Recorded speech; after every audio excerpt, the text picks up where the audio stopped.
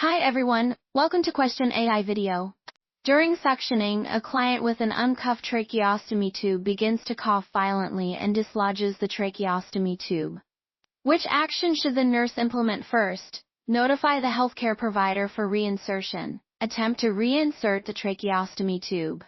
Position the client in a lateral position with the neck extended. Ventilate the client's tracheostomy stoma with a manual bag mask.